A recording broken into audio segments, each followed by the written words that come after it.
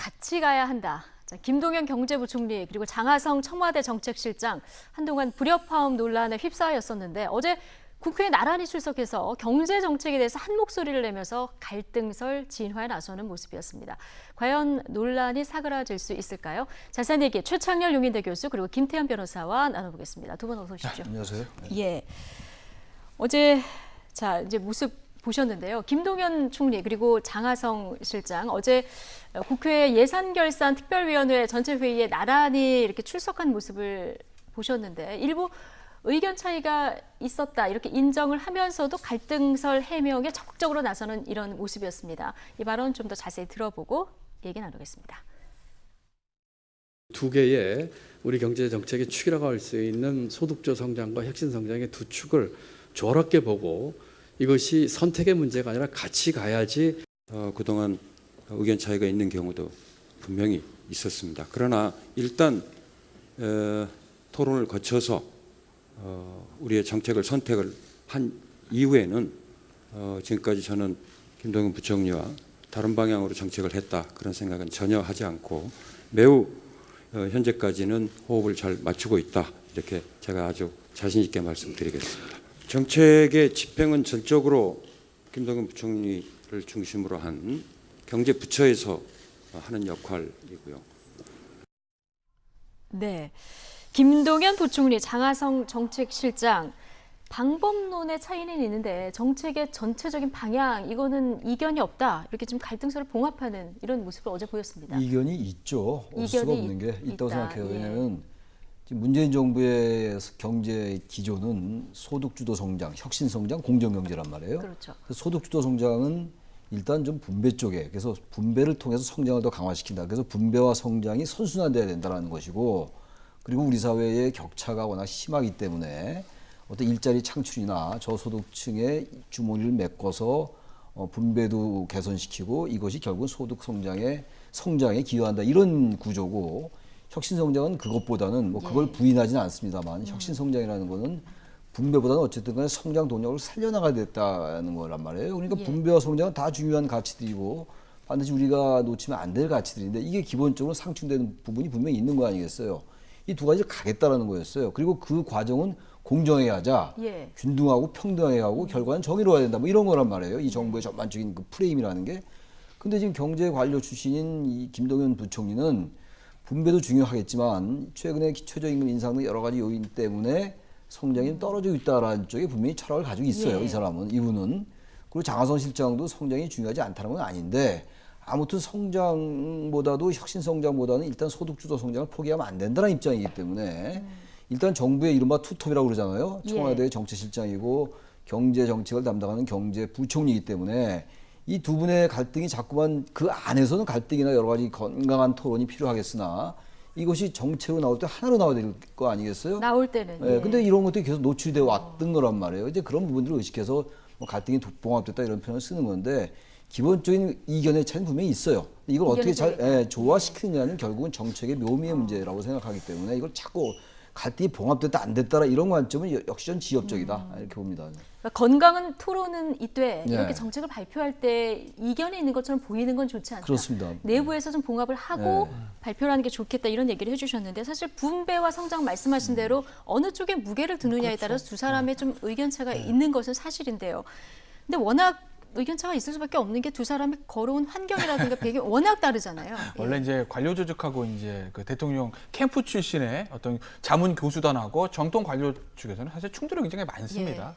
지금뿐만 그런 게 아니라 예전에 이제 노무현 전 대통령 시절에도 당시에 노무현 전 대통령의 경제 가정 교수였던 이정우 교수가 그러니까 진보적 경제학자 아니겠습니까? 청와대 정책실장으로 있을 때 당시 이제 경제부총리가 누구냐면 지금 더불어민주당 그 경선에 나오신 김진표 당시 경제부총리거든요. 두 사람 사이도 사실 굉장한 충돌이 많았죠. 정통 교수, 정통 관료 항상 있습니다. 원래 관료들은 이제 저 교수를 보기를 아니 저 사람들은 다 책상에서만 책으로만 경제를 하지 경제가 어디 책으로 돌아가나? 실문을 몰라 이 얘기인 거고. 그리고 이제 교수도 그 캠프 출신의 청와대에 있는 교수들은 관료를 바라볼 때 저 사람들은 기득권과 타성을 져서서 도저히 개혁 의지가 없다. 우리가 관료에 포위돼서는 대통령의 국정 과제를 관철시킬 수 없다는 얘기를 항상 합니다. 그러니까 관료 조직과 이 대통령의 책 쌓인 자문교수단 사이에 항상 충돌이 있는데 이번에는 네. 두 사람 무슨 차이가 있냐면 두 사람의 성장병도 완전히 다르고요. 그러니까 조금 말씀드리면 김동연 경제부총리는 예전에 저 인사청문회 때 나왔지만 진짜 흑수저 중에 흑수저 출신이거든요. 예. 뭐 청계천 판자촌에서 자라서 야간 고등학교를 상고를 나오고 야간 대학을 다니다가 이제 입법고시하고 행시를 패스해서 그 자리까지 간 사람이고 예. 장하성 교수는 사실은 금수저 중에 금수저죠. 정말 명가 자손입니다. 그 동생이 캠브리지대에 있는 장하준 교수죠. 그 다음에 또 사촌 누나가 장하진 전 장관이죠. 여성부 장관이죠. 예. 그 장씨 집안이 원래 천재 집안으로 호남에서 유명한 집안에다가 저 뭐 펜실베니아에서 경제학 박사까지 맡았던 유명 교수 출신이니까 네. 완전히 배경과 생각 자체가 다른 거죠. 근데 예. 거기다가 또 하나 큰 문제가 뭐냐면 두 사람의 입장인데 앞서 이제 제가 말씀드렸던 노무현 전 정부 시절에서 이정우 정책실장과 당시 김진표 경제부총리의 갈등은 일종의 정책에 관한 거였어요. 그러니까 예. 뭐 그 당시에 법인세 인상 문제, 뭐 노동개혁의 문제 아마 이런 걸로 제가 부딪혔던 걸로 기억이 나는데 지금의 이 두 사람의 충돌은 최저임금 인상 인하 뭐 이 문제를 떠나서 예. 어떻게 보면 소득주도 성장론이라는 게 이게 하나의 정책인데 지금 현 정부하에서는 어떻게 이즘 또는 도구마처럼 돼 있거든요. 예. 문재인 대통령의 경제 정책의 상징과 같은 것으로 이제 포장이 돼 있기 때문에 여기서 이 충돌이 단순히 경제 정책의 충돌을 더 넘어선 어떤 정치적인 분야의 충돌까지 좀 커지는 모양새죠. 그러니까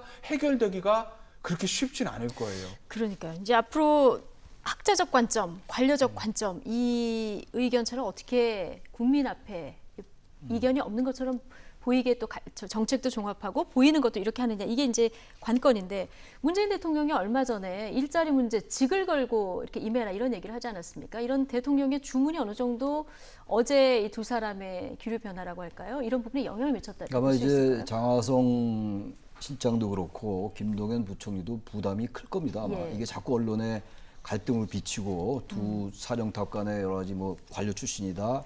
또 학자 출신이다 이런 것들도 부담스럽고 그렇고 이제 그런 차원에서 대통령이 저런 말씀들 직을 건다, 직을 걷는 결의를 임해달라는 얘기는 예. 어떤 그 문책할 수 있다라는 의미로 받아들여질 예. 수 있잖아요. 그러다 보니까 이제 예산결산위원회에 나와서 이제 그런 발언들을 한 건데 일단 직을 걸어야 되겠죠. 지금 워낙 지금 뭐 고용 악화, 고용 대란 이런 것들이 힘든 상황이기 때문에 역시 중요한 건 그겁니다. 뭐 흑수저, 금수저 이런 것보다는 일단 두 사람의 기본 어떤 경제를 보는 관점의 차이가 있는 것 같아요. 그렇죠. 예. 철학의 차이가 존재하고 네. 있는 것이고 그건 물론 이제 앞서 뭐 김 변호사 얘기 말씀처럼 그분들이 다 자라온 배경도 영향을 주겠지만 그건 본질적인 게 아니라 예. 우리 한국 사회의 이 경제는 이따 성장 동력을 계속 가지고 가야 된다는 이 김동연 부총리의 생각이고 장하성 실장은 그것도 중요하나 일단 격차나 어떤 그 부패 구조, 부조리 이런 거 다 포함되어 있다고 봐요. 예. 어떤 소득 불평등의 문제, 상위 10%, 하위 10%의 이 격차가 OECD 국가에서 굉장히 높은 것 이런 것들을 해결하지 않으면 한국 사회의 성장은 잠깐 단기적으로 대직요법으로 될지 모르겠으나 사회 구조나 사회 경제적 어떤 구조의 개혁, 구조의 혁파가 없으면 지속 가능한 성장이 안 된다라고 저는 인식을 하고 있어요. 장기적으로 예. 볼 때. 예. 그게 이제 그 장하성 실장의 생각 같아요. 저도 거기에 아주 예. 100% 동의합니다. 그러나 일단 성장이라는 게 중요하고 최저임금 인상 때문에 분명히 문제가 생긴 건 맞아요. 바로 그래서 문재인 대통령도 2020년까지 시급 1만 원 인상을 안 하겠다고 얘기했던 것인데 중요한 건 최저임금 인상을 위해서 여러 가지 인프라에 대한 그 고려는 좀 부족했던 것 같아요. 카드 수수료 좀 인하한다든지 그다음에 신용카드도 그렇고 가맹료 수수료 인하라든지 임대료 이런 것들 좀 기반을 엮어놓고 다져놓고 최저임금 인상으로 갔어야 되는 건데 일단 목표를 지나치게 의식하다 보니까 이런 세부적인 걸 의식을 못했던 것 같고 이 부작용이 생각보다 커 보이긴 하는데 제가 다들 뭐 말씀에 저도 동의합니다만 사회 구조가 상위 10% 하위 10% 이런 사회 개혁에 대한 의지가 분명히 있는 거잖아요. 그래서 우리는 이걸 촛불 혁명이라고 얘기하는 거거든요. 헌법적 절차에 따라서 정권이 교체가 됐지만 혁명이라고 그러는 이유가 바로 그런 거예요. 그런 걸 예. 요구하고 있는 거예요, 국민들이.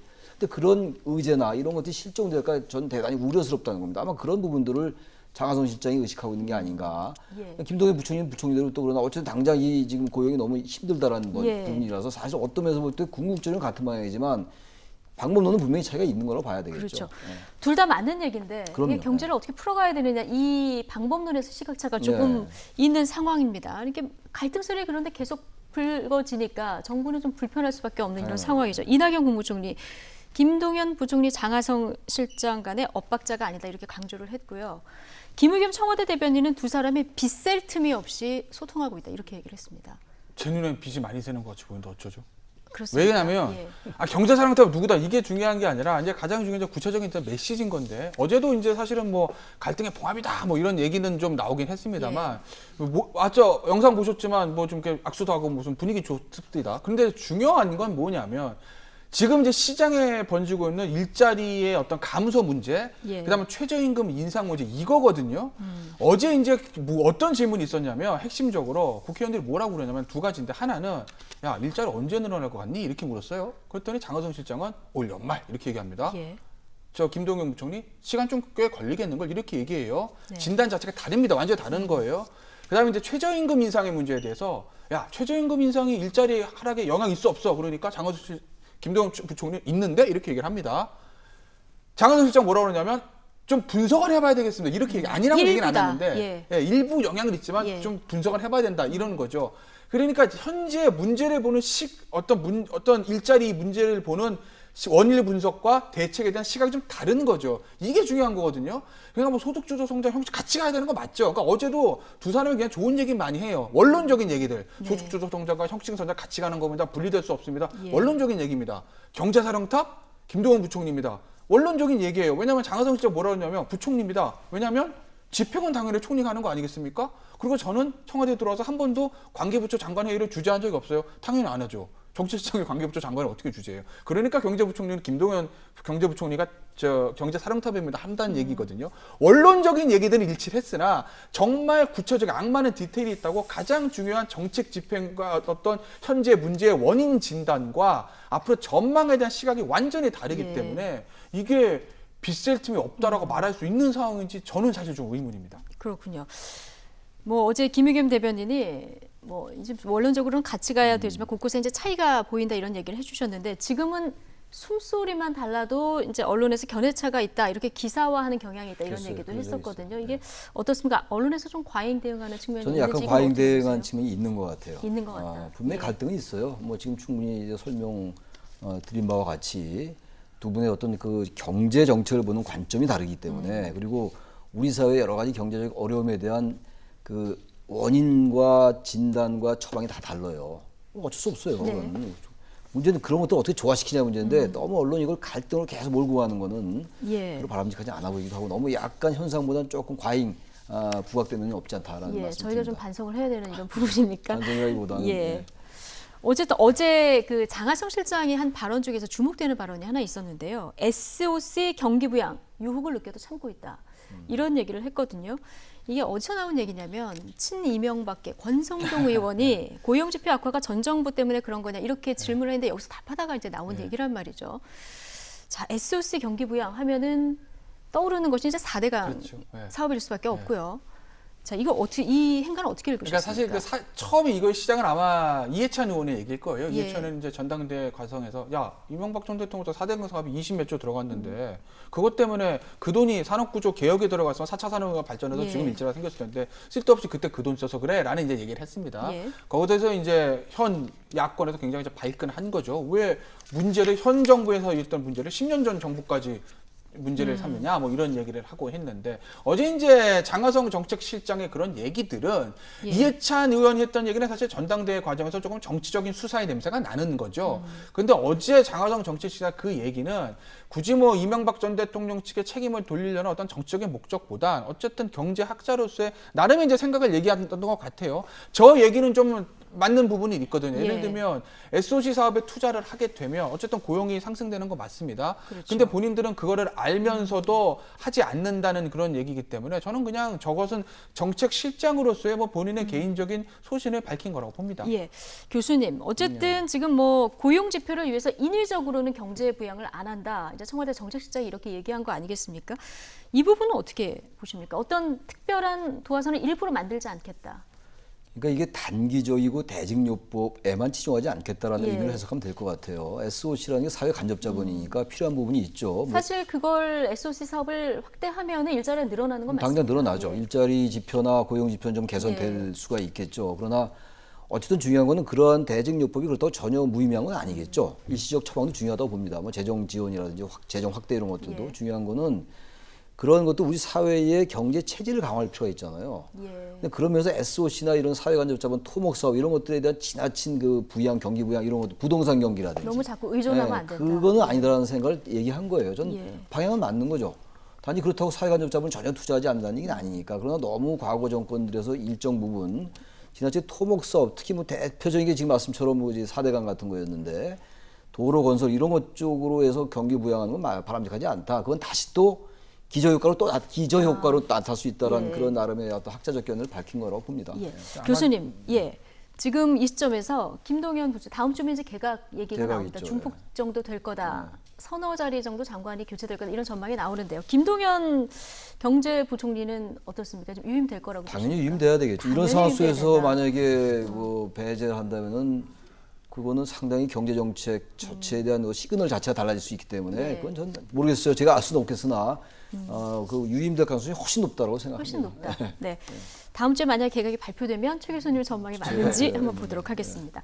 어제 이 영상이 굉장히 화제가 되는데요. 주인공은 바로 안철수 전 바른미래당 공동대표였습니다. 어떤 영상인지 화면 보고 이야기 나누겠습니다. 아 대표님 뭐 죄지으신 게 아니잖아요. 아니 제가 반갑고 갖고 아니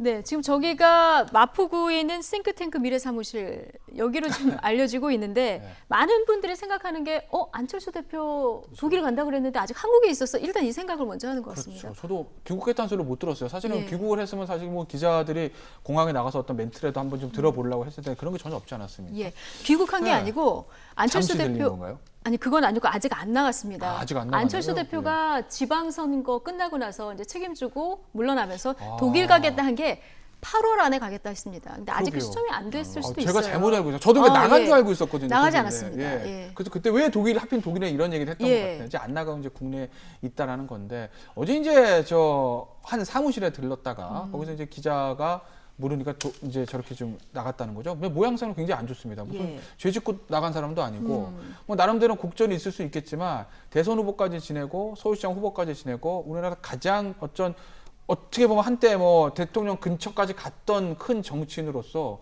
기자들의 어떤 저 카메라를 저렇게 도망가는 모습들이 저건 너무 좀 보기 안 좋지 않습니까? 아마도 예. 저 사무실에 방문한 목적이 뭐냐 이 얘기를 하기 시작하면 혹시 안철수 전 대표가 이 바른미래당 전당대회에 뭔가 좀 영향력을 끼치려는 것 예. 아닌가? 그 목적 때문에 저 어떤 특정 사무실에 특정한 목적을 가지고 특정한 사람을 만나러 방문한 게 아닌가? 뭐 이 얘기가 불거지게 좀 걱정이 돼서 그래서 아마 언론의 좀 어떤 카메라를 좀 피한 것 같은데 예. 그렇더라도 나는 이런 저 사무실에 이런 목적으로 왔다. 그래서 당당하게 밝히고 얘기를 하고 비판받을 수 있으면 비판받고 뚫고 나갈 수 있으면 뚫고 나는 게 맞는 거지. 대선 후보를 지냈던 사람의 저런 모습들은 정말로 보기 안 좋다는 생각이 지금 듭니다. 화면에서 보시지만 굉장히 빨리 지금 내려가는 모습 보실 수 있는데 근데 정말 아직 본인이 나가겠다는 시점도 지나지 않았습니다. 굳이 뭐 기자를 만나도 그냥 자연스럽게 얘기를 하면 되는데 뭐가 이렇게 좀 언론을 극도로 피하는 모습을 지금 보이고 있는데 이건 왜 그럴까요? 지금 뭐 대선 후보를 지냈든 지내지 않았든 예. 정치이건 정치인이 아니건 간에 뭐 정치인만이 아니죠. 당당할 필요가 있죠. 뭐 죄진 것도 뭐 아까도 나왔습니다. 죄진 것도 아닌데 왜 저렇게 할 필요가 없죠. 예. 그러니까 아까 지금 김 변호사 말씀처럼 그런 얘기 같아요. 괜히 지금 선거인데 지금 바른미래당의 전당대회가 과정 중이잖아요. 예. 그러니까 괜히 불필요한 오해를 불러일으킬까봐 그건 이해가 가는데 예. 그건 그것대로 설명하면 되는 거죠. 독일 아직 안 갔고 독일 갈 시점도 아직 끝나지 않았다. 이런 얘기하고 당당하게 얘기하면 되죠. 여유 있게. 네. 그리고 스스로에게 정직하면 되는 것이고 스스로에게 당당하면 되는 건데 왜 저런 모습을 보였는지는 저도 뭐 납득은 잘 안 갑니다. 보기 예. 좋지 않군요. 어쨌든 간에. 네. 어쨌든 이 논란이 되니까 이준석 바른미래당 당대표 지금 후보죠. 이런 얘기를 했습니다. 안 전 대표 이런 상황에서 음험한 계략을 꾸밀 뿐은 아니다. 보궐선거 때 공천 개입도 때와 장소에 맞지 않지만 예, 솔직하게 하셨는데 전당대회 개입쯤은 기자 보기 부끄러워서 도망가실 분이 아니다. 자, 이준석 당대표 후보인데 지금 안철수 대표가 이럴 뿐은 아니다 이렇게 좀 편을 들고 나섰습니다. 저는 편드는 걸로 읽히지 않아요. 어떻게 읽으셨습니까? 적을 풀텍스트를 보면 뒤에 보면 점점점 아니다 이런 식의 약간 뭐 꼬리표가 좀 붙거든요. 예.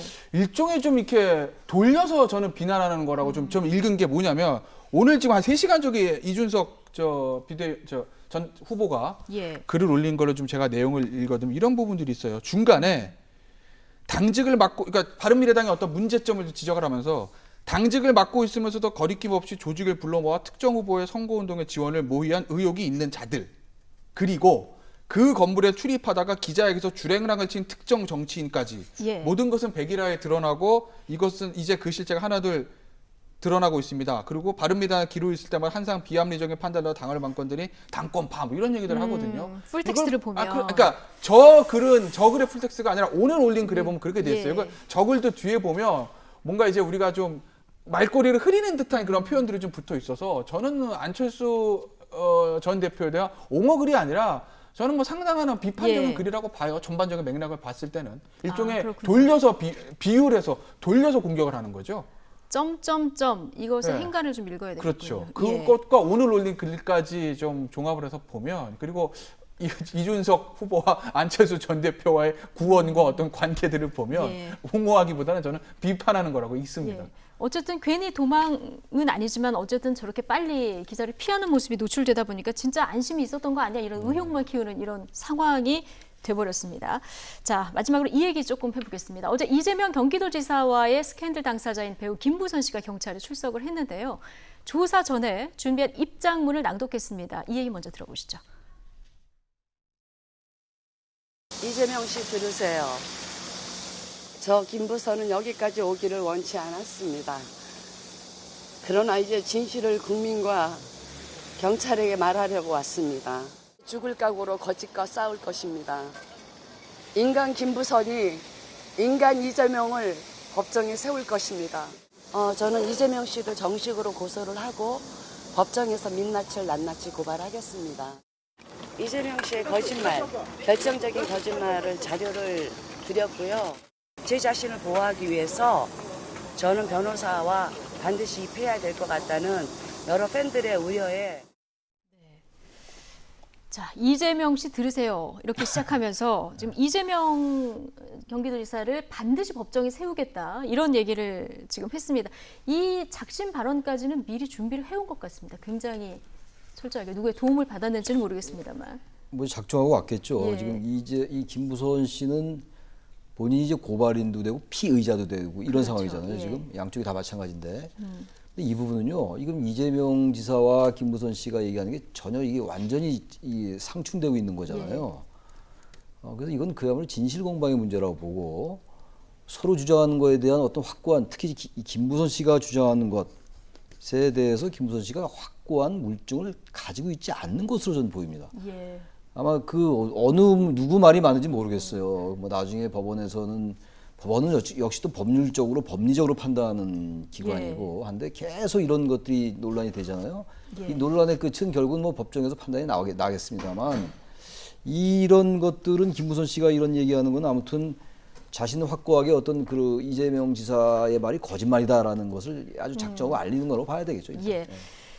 뭐 진실은 어떻든 간에 이제 증거를 어느 정도 가지고 있느냐 이게 관건이 될 건데, 근데 어제 이제 보는 시청자분들도 기자들도 굉장히 놀랐던 것이 이렇게 작심 발언을 하고 들어가서 굉장히 조사에 철저하게 임할 것이다 생각을 했는데 30분 만에 나왔습니다. 더군다나 들어갈 때는 변호사 없이 뭐 가도 돼라고 이제 예. 나올 때는 이유가 변호사와 이제 같이 조사를 받겠다라고 이제 본인이 요청을 해서 그래서 이제 나왔다는 거 아니겠습니까? 그러니까 30분이라는 시간을 보시면 안에서 사실 별로 한 게 없는 거예요. 약간만 얘기나 실제적 조사는 안 이루어진 겁니다. 30분의 시간을 봤을 때. 예. 그럼 이제 왜 그랬을까? 뭐 사실 좀 추정을 좀 할 수밖에 없는데. 예. 어떻게 추정할 수 있을까요? 지금 이재명 지사의 이 김부선 씨 스캔들에 관련돼서 사건 두 개입니다. 하나는 예.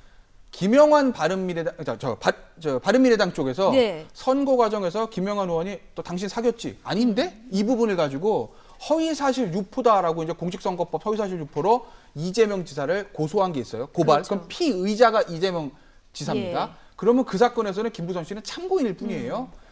지금 어제 사건은 뭐냐면 이재명 지사 쪽에 있는 공정선거 감시단인가 하는 변호사들 단체가 네. 있습니다. 그 단체가 김부선 씨를 허위사실 유포로 공직선거법상 고발을 한 고발을 건데 한 거. 예. 그것도 전반적으로 취지는 이재명 지사하고 김부선 씨는 아무 관계도 아니다 있지만 예. 어디에 좀 포커스가 맞춰 있냐면 그 외 스캔들 중에서 뭐 월미도 얘기도 있고 광화문 얘기도 있지만 가장 좀 문제가 특히 이제 현 여권 지지층한테 문제가 됐던 게 뭐냐면 봉화마을로 참배하러 가려고 하는데 이재명 당시 변호사가 야 거길 왜 가 옥수동으로 와 이렇게 했다는 얘기 있지 않습니까? 비 오는 날 통화했고. 예. 거기에 포커스가 맞춰 있어요. 그건 아니다라는 쪽에. 예. 거기서는 김부선 씨가 피의자입니다. 어제는 그걸 조사받는 날이었어요. 아, 그러니까 피해자로 조사를 받다 보니까 피의자로. 피의자로 그렇죠. 그러니까 피의자로 조사를 받다 보니까 뭔가 생각했던 거랑 그렇죠. 상황이 달랐을 수 그러니까 있다. 김부선 씨 입장에서는 어차피 나랑 이재명 지사의 관계 묻는 거 아니야라고 본인의 참고인을 생각하고 나갔는데 보니까 이 사건은 피의자예요. 예. 그리고 내용도 전반적인 관계가 아니라 그 봉화마을 간 그날 있었던 일에 좀 집중해서 조사가 되지 않겠습니까? 예. 그러니까 본인이 생각했던 것과 준비했던 것 좀 달랐겠죠. 그러니까 그럼 내가 변호사를 선임해서 다시 오겠다라고 예. 말하면서 30분 만에 나온 게 아닌가 저는 추정을 합니다. 사실 이 문제가 두 사람만 진실을 알고 있는 건데 지방선거하고 연관이 되면서 이렇게 지금 고소고발이 이렇게 엇갈리는 이런 복잡한 상황이 된 겁니다. 아까 결정적 증거 부분에 대해서 최 교수님 얘기를 해주셨는데 어제 김부선 씨도 증거 많다 이렇게 얘기를 했고요. 바른미래당 김영환 의원도 이제 조사를 받았는데 결정적 정황 증거가 산처럼 쌓였다 이렇게 얘기를 했거든요. 그런데 지금까지 보면 뭐 정황 증거들은 있는데 결정적으로 사진이라든가 문자라든가 이런 게 지금 나오지 않고 있는데. 그렇죠. 그래서 앞으로 이제 나올까요? 어제 뭐 산처럼 지출해서 증거가 이제 뭔지는 우리가 좀 속단할 예. 수는 없는데 뭐 여러 가지 뭐 예를 들면 증거로 추정을 해보면 뭐 관련 주변 사람들 진술 나 두 사람이 관계 있다는 거 들었는데 김부선 씨한테 들었는데 또 이재명 지사한테 들었는데라는 것도 있을 수 있을 거고 추정입니다. 예를 들면 뭐 처음부터 나왔던 이제 그 월미도 사진을 찍었을 때 김부선 씨 선글라스 낀 사진 있잖아요. 예. 핸드북 들고 거기 만약에 같은 장소에 있었던 이재명 지사의 사진이라든지 네. 또는 뭐 옥수동에 출입한 내용이라든지 뭐 그리고 낙지가 두 번 나오지 않습니까? 예. 월미도 한번 광화문 한번 뭐 계산한 영수증이라든지 여러 가지 이제 간접 증거들은 있을 거예요. 그런 것들이 이제 모여져서 두 사람의 어떤 관계를 추정할 수 있는 증거가 될 수는 있을 거고 근데 뭐가 가지고 있는지 모르니까 저희가 속단할 수는 없고 이제 또 하나는 문제는 아까 말씀드렸던 그 봉화마을 갔냐 안 가냐 이 부분 이게 사실은 이재명 지사한테는 가장 중요한 부분이거든요. 그렇죠. 왜냐하면 예. 만약에 그때 그게 팩트라고 밝혀지면 단순히 사생활 문제가 아니라 이 현 여권 핵심 지지층한테는 도저히 받아들일 수 없는 거거든요. 그러니까요. 노무현 전 예. 대통령 참배하러 갔다는 여자를 못 가게 하고 맞나? 이거는 그렇기 때문에 아마 변호사 단체 고발이 그쪽에 좀 포커싱이 많이 맞춰져 예. 있는데 이재명 지사 입장에서는 그게 굉장히 중요할 거예요. 그러니까 그날 어쨌든 며칠 특정이 됐다고 하면 그날 뭐 예를 들어서 내가 어디 있었다든지 그런 통화를 한 기록이 없었다든지 그 부분에 증거 자료를 취합하는데 이재명 지사 측은 조금 아마 집중을 하고 있을 것 같고 예. 역시 반대로 김부선 씨도 마찬가지겠죠. 김부선 얘기 보면 내가 날짜 특정한 적 없어 이런 네. 얘기도 하니까요. 그렇습니다. 뭐 이재명 지사가 이제 답을 할 차례다. 어제 김부선 씨가 이렇게 얘기를 했는데 이재명 경기도지사는 도정에 전념할 거다. 지금 이렇게 얘기를 하고 있는 상황입니다. 법적인 문제 뒤로 하고라도 정치적 타격은 조금 그렇습니다. 예, 많이 클 그러니까 것이다. 뭐 모든 국민들이 이렇게 생각하고 있을 텐데요.